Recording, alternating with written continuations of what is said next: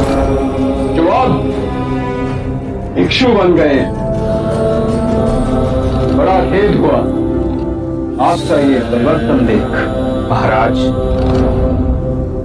यदि आप मेरी दीक्षा से क्रोधित हैं तो मुझे भी खेद है। उतना खेद नहीं जितना हमें है। आपने अपनी पूरी ब्राह्मण जाति मगध को हमें लज्जित किया है और हमारे जले पे नमक छिड़कने के लिए उस बुद्ध के अनुयायी बन गए हैं आप। बुद्ध के सामने शीश अनायास ही झुक जाता है। आपने मगध नरेश के सम्मान के शीश को झुकाया है और अब आपके शीश पर मगध की जवाबदेही बनती। जब मैं बुद्ध से विवाद करने आया तो मैं ज्ञान के अहंकार में था और जब मैंने बुद्ध का तेज देखा तो मेरे अहंकार का शीश टूट गया। अपमान हुआ हमारा। हमने आपको बुद्ध को पराजित करने के लिए बुलाया था और आप ही मुझसे पराजित हो गए। महाराज, मैं संघ की शरण में इसलिए नहीं आया कि मैं आपका जाति का धर्म का अपमान करूं, किंतु मैं संघ की शरण में इसलिए आया हूं महाराज कि मैं जीवन में कभी परम धर्म के किसी मार्ग को पा सकूं। सुख दुख से परे शांति के मार्ग पर। तो दुख से परे जा रहे हैं अपने कर्मों के दंड को भुगते बिना। महाराज, आप जैसा उचित समझें करें। सागर के गर्भ में समाहित पृथ्वी पर जब हम विजय प्राप्त करते हैं तो हमारी तृष्णा और बढ़ जाती है और सागर से परे की पृथ्वी को भी जीतना चाहते हैं। जिस प्रकार मनुष्य लोभी होता है उसी प्रकार सागर भी लोभी होता है। वो सदैव जल की इच्छा रखता है और जिसने अपने आप को जीत लिया उसने महाराज ब्रह्मांड को जीत लिया। अब एक और शब्द नहीं। मैंने आपको यहाँ धर्म की चर्चा के लिए नहीं बुलाया। आप स्वयं को जीतने जा रहे हैं, दुख से जीतने जा रहे हैं, है ना? तो देखें कि आप दुख पर विजय पा सके। ले आओ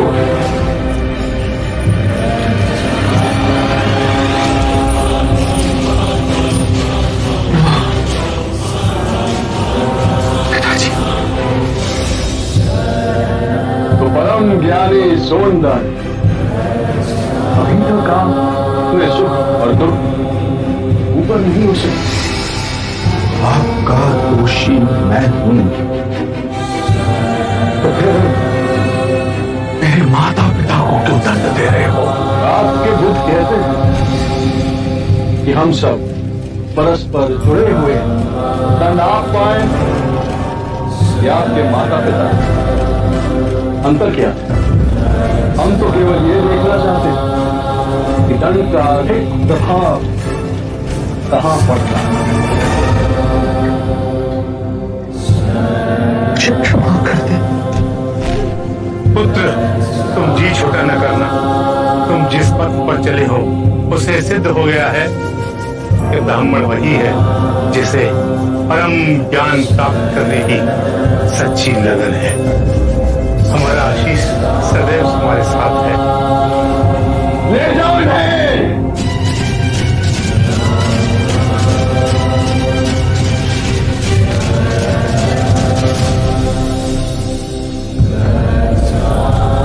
ये सैनिक हमारे साथ क्यों चल रहे हैं? हमारी सुरक्षा के लिए। वन में कई प्रकार के संकट आ सकते हैं।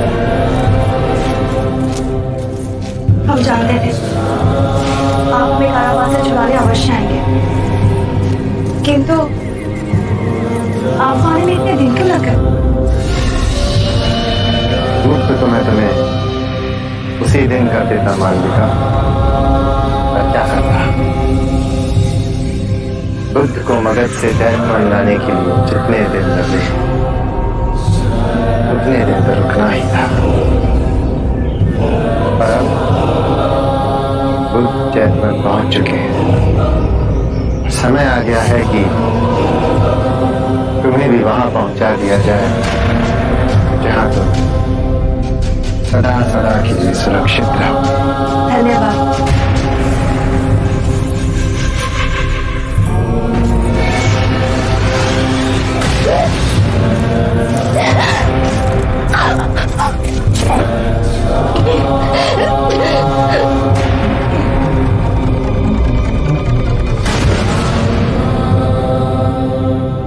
जीवित रहकर तुम्हारा उपयोग हमारे लिए समाप्त हो चुका था मानविका,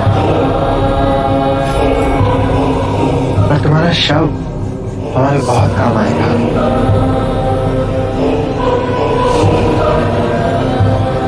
कभी कभी बड़े लोगों के लिए छोटे लोगों को बलिदान देना पड़ता है। बुद्धम शरणम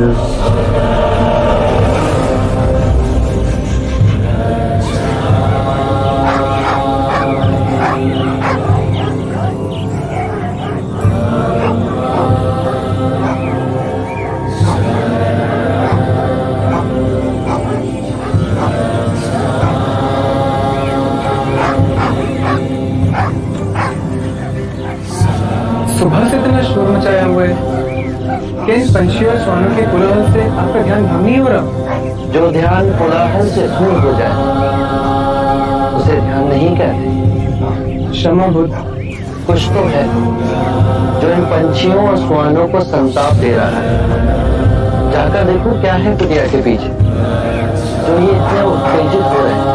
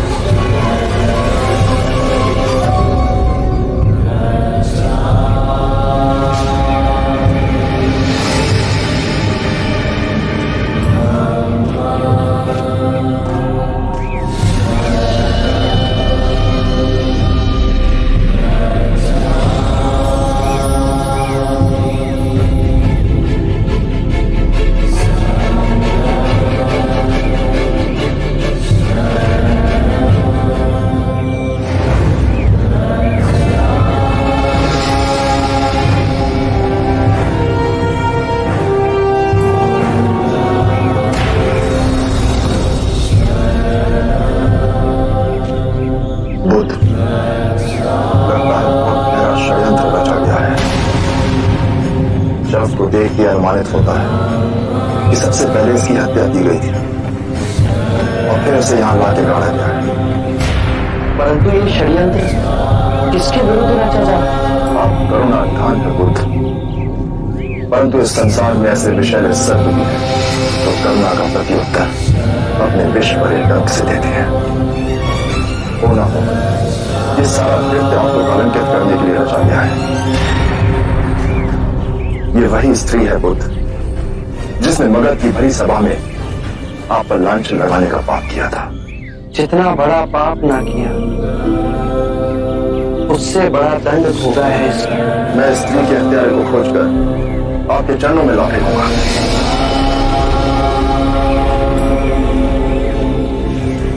आनंद, इसके अंतिम संस्कार की व्यवस्था कीजिए।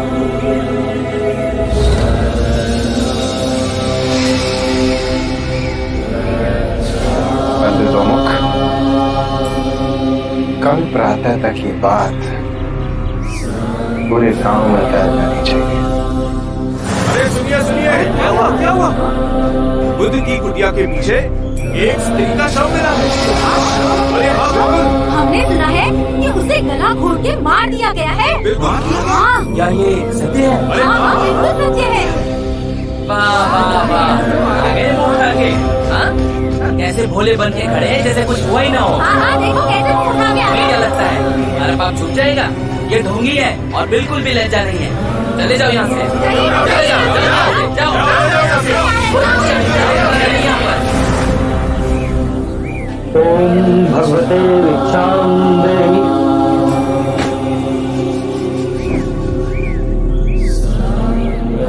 क्या ये सच है कि आपके संग में किसी स्त्री की हत्या करके उसका शव गाड़ दिया गया था और फिर वो शव बुद्ध की कुटिया के समीप पाया गया है? जा जाओ, कोई और घर खोजो। किस मुंह से भिक्षा मांगने आए हैं आप? हम हत्यारों को भिक्षा नहीं देते हैं। जाओ यहाँ से।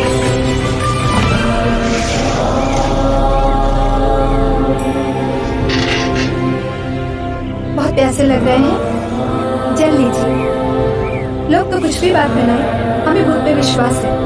रुको, एक बूंद जल ना देना इन पाखंडियों को। इस गांव से तुम्हारा दाना पानी उठ गया है। चलो।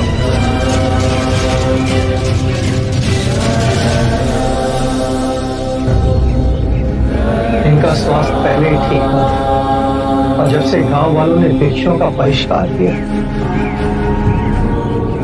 तब से इसके गले में अन्न का एक दाना नहीं,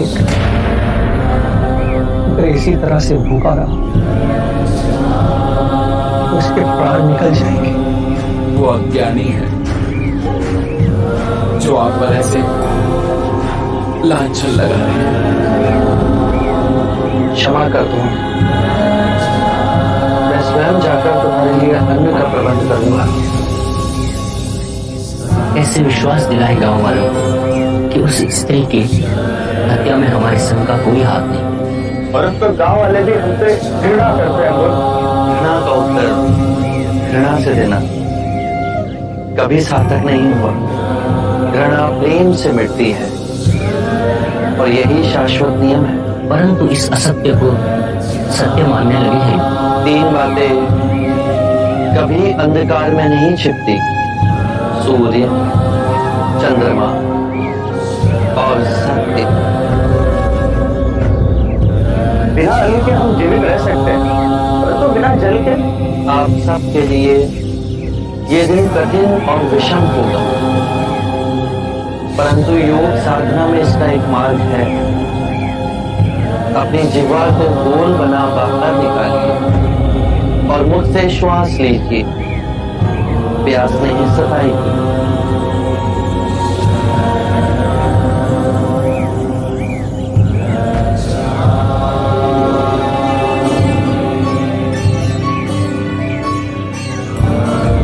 ये फलों की टोकरियां कहाँ से आई?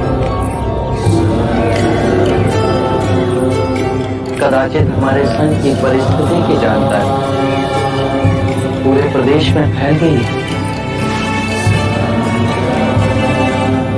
क्षमा करना हमें बुद्ध, पहले पता ना था।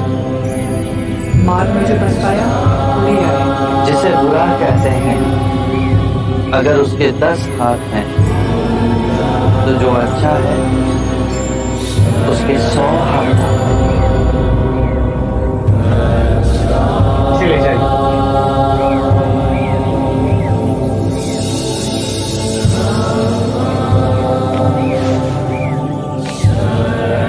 तुम्हारा यहाँ आना अकस्मात नहीं जीवन। जब बचपन में आपसे मिले तो आपकी छवि हमें छाप मेरे मन में छोड़ गई। दक्षिणा में पढ़ वैद्य की शिक्षा प्राप्त है जीवन में। इतने वर्षों से मन में आपकी ही धुन रही। आपके चरणों में अपनी विद्या समर्पित करने आ ही रहे थे। ये दुखद समाचार हमें मिला। हमसे जो बन पाया ले आए। आभार तुम्हारा, पर अपने जीवन की सबसे अनमोल थी जीवक को तुम स्वयं ले आई। ये शुभ है। एक माँ अपने पुत्र को ऐश्वर्य का मार्ग छोड़ संन्यास के मार्ग पर स्वेच्छा से लाए, ये बहुत सराहनीय है आम्रपाली। किसी अदृश्य डोर ने आपको हमसे बांधा है। जीवन की परम इच्छा है कि अपने आयुर्वेद के ज्ञान को संघ की सेवा में लगाएगा। चिकित्सा की यहाँ अधिक आवश्यकता होगी यदि आपसे स्वीकार।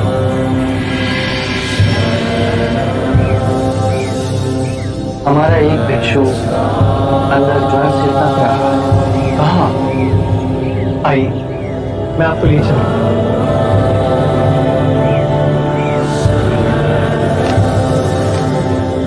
आम्रपाली, भिक्षुओं के लिए अन्न जल का प्रबंध कर तुमने महान कृत्य किया है, परंतु संघ को एक वैद्य देकर संकट के समय तुमने हमारी सहायता की है आम्रपाली।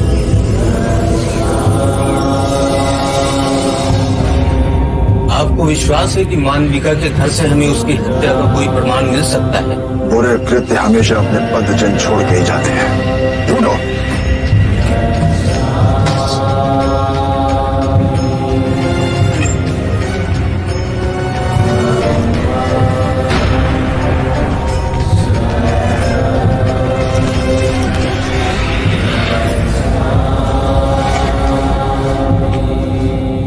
इतना कीमती हार और इस झोपड़ी में?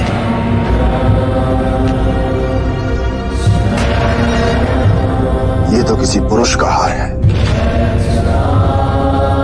राज घराने के चिन्ह भी इनके थे। शाम के राज परिवार का चिन्ह।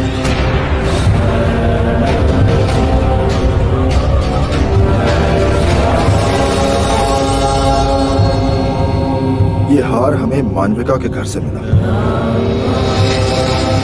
इस पर शाह के देश का चिन्ह देख कुछ समझ नहीं आया हमें। सोचा तुरंत आपके पास गया। ये देख के तो लगता है कि मानविका का संबंध शाह के देश के किसी राजस्वी व्यक्ति से था। हो ना हो, वो व्यक्ति आपको कलंकित करने की चेष्टा कर रहा है। मुनीवर, आपके अनेक भिक्षु स्वयं शाह के राजकुमार हैं। क्या उनमें से किसी को इस हार के संबंध में कुछ पता है? आभूषणों का परित्याग किए मुझे असंख्य वर्ष हो गए। मुझे इनकी पहचान भी नहीं।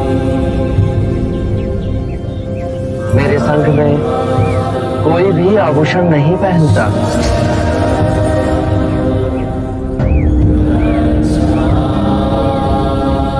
एक बात और मुनीवर, हमने मानविका के आसपास रहने वाले लोगों से भी पूछताछ की। एक ने बताया कि लगभग 1 वर्ष पूर्व एक राजस्वी व्यक्ति मानविका के साथ रात्रि में उसके घर गया था। बुद्ध ये बात और स्पष्ट कर दी थी कि सारा कृत्य रचा गया है आपको और भिक्षु को कलंकित करने के लिए। इस दुखदपूर्ण घटना से आपका कोई संबंध नहीं। ये सुनकर महाराज प्रसन्नजीत अत्यंत ही प्रसन्न होंगे। मैं कल से ही आसपास के सारे गांव में ढोल पिटवाते हुए संदेश भिजवाऊंगा कि बुद्ध और उनके सारे भिक्षु निर्दोष हैं। आपके संघ को लेकर लोगों ने जिस प्रकार का विष उगलना शुरू कर दिया है, अब उसे समाप्त होना चाहिए।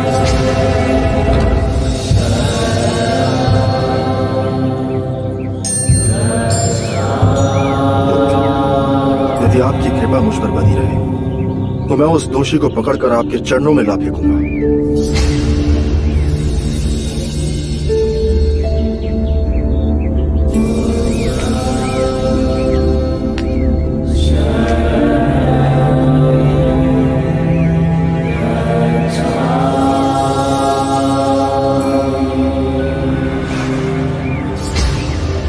बुद्ध,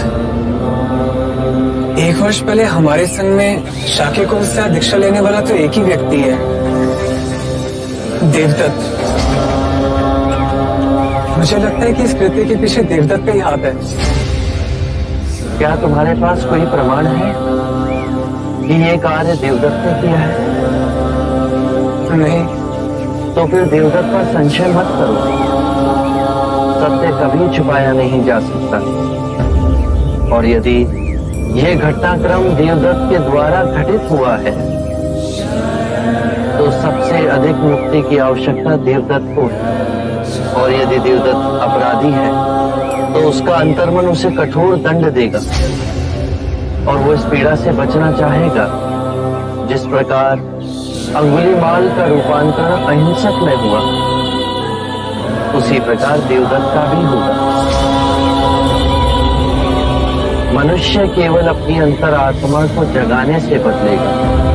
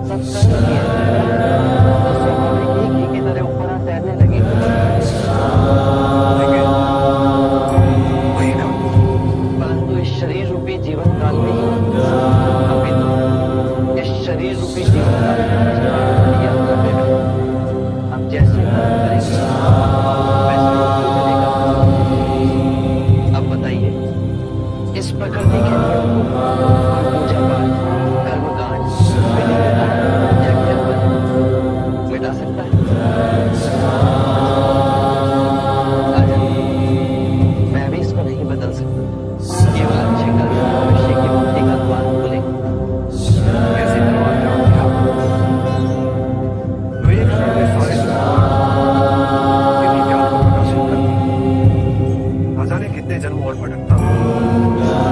यदि आप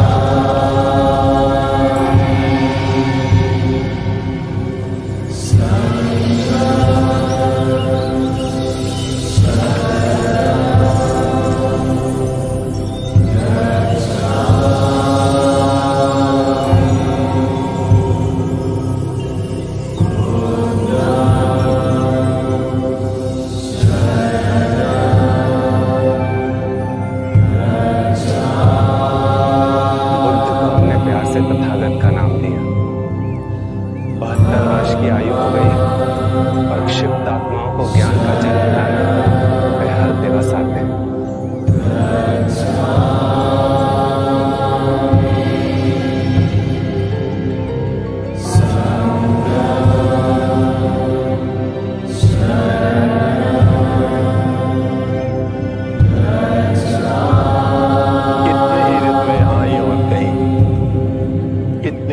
इस धरती ने करवट बदली, कितने ही राजा और महाराजा आए और चले गए, किंतु हम कितने भाग्यवान हैं कि बुद्ध के उपदेश में आज भी इन परिवर्तनों में शांत और स्थिर रखते हैं।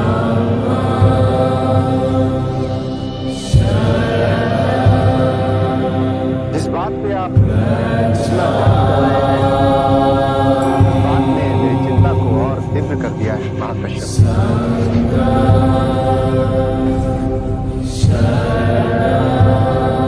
मैं आपसे अपनी और अपने जैसे कई और भिक्षुओं की ओर से एक प्रार्थना करना चाहता हूँ।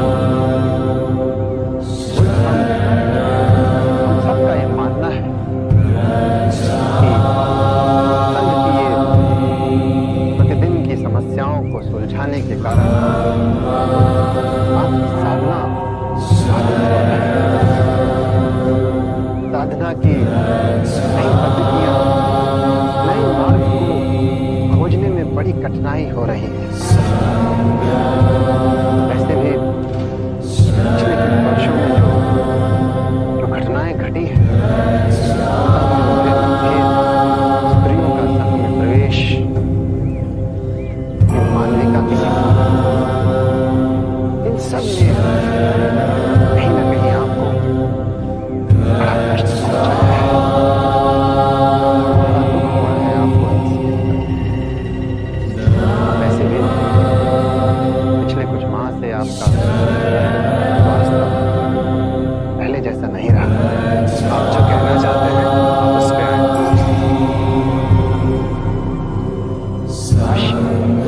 मैं केवल ये कहना चाहता हूँ कि विश्राम की आवश्यकता है। शेष जीवन शांतिपूर्ण तरीके से जीना चाहिए।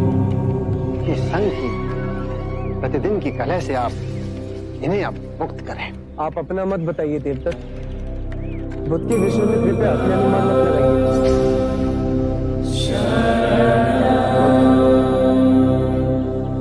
मेरा ये मानना है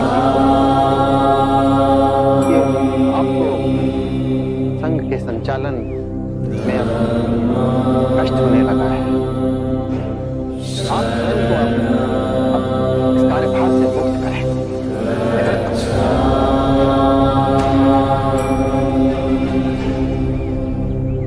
संघ के संचालन की बागडोर अब मैं अपने हाथों में लेने के लिए तैयार हूं।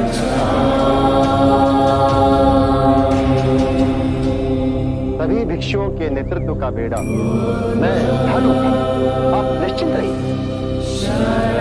हमारे लिए विचार यह सहनीय है कि बुद्ध के अलावा संघ का कोई और चालक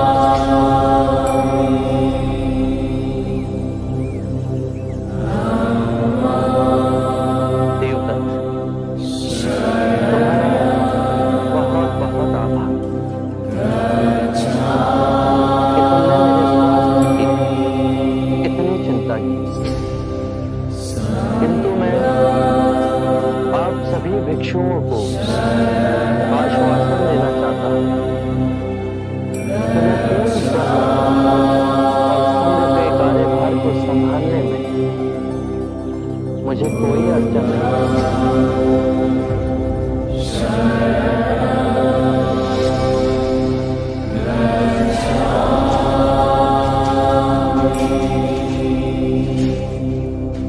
देखिए आप यही नहीं, इनके अलावा और भी आपसे भिक्षु मेरी बात से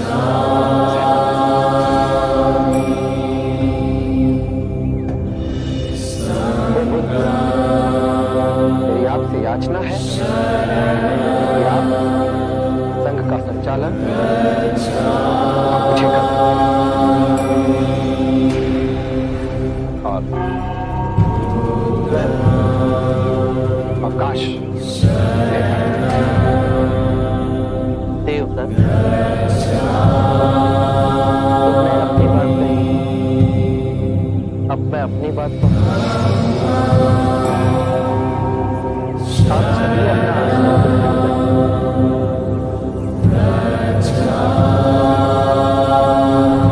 देवदत्त, मुझे अति तीव्रता से अवकाश दिलाने पर तो नहीं, परंतु यदि कभी ऐसा अवसर आया कि मुझे संघ का कार्यभार किसी और को सौंपना पड़े, तो देवदत्त से अधिक योग्य, परिपक्व, कुशल भिक्षु संघ में है, जो देवदत्त से कहीं अधिक कुशल और बड़ी। मैंने आज तक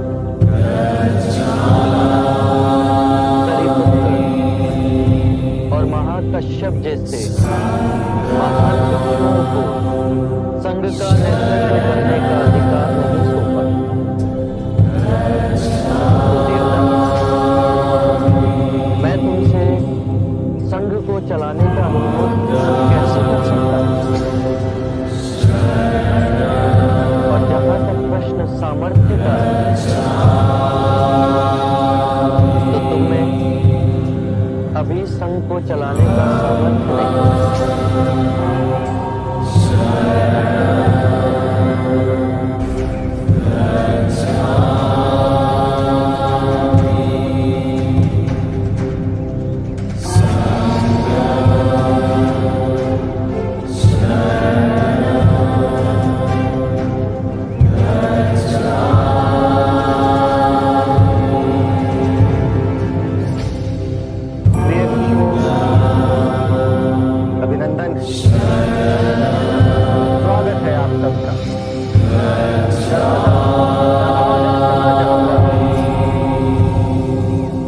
हमारे महाराज जिन्होंने संविधान जिन्होंने सदैव हमारा समर्थन आप में से अधिकांश मेरे द्वारा ही आपका गुरु होने के नाते ये मेरा कर्तव्य भी है और अधिकार भी कि अपने विचार और अपनी चिंता आप सबके समक्ष। आज मेरी चिंता का एक ही कारण है, मैंने आदरणीय बुद्ध से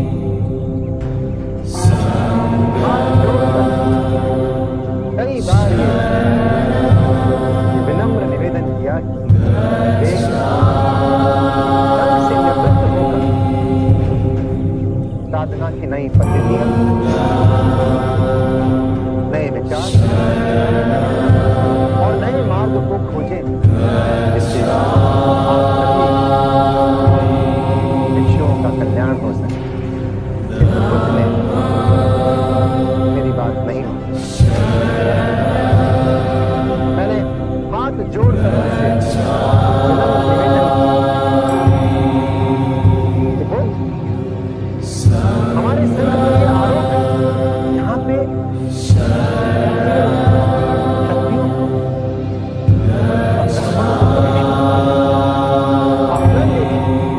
बुद्ध के प्रथम अनुयायी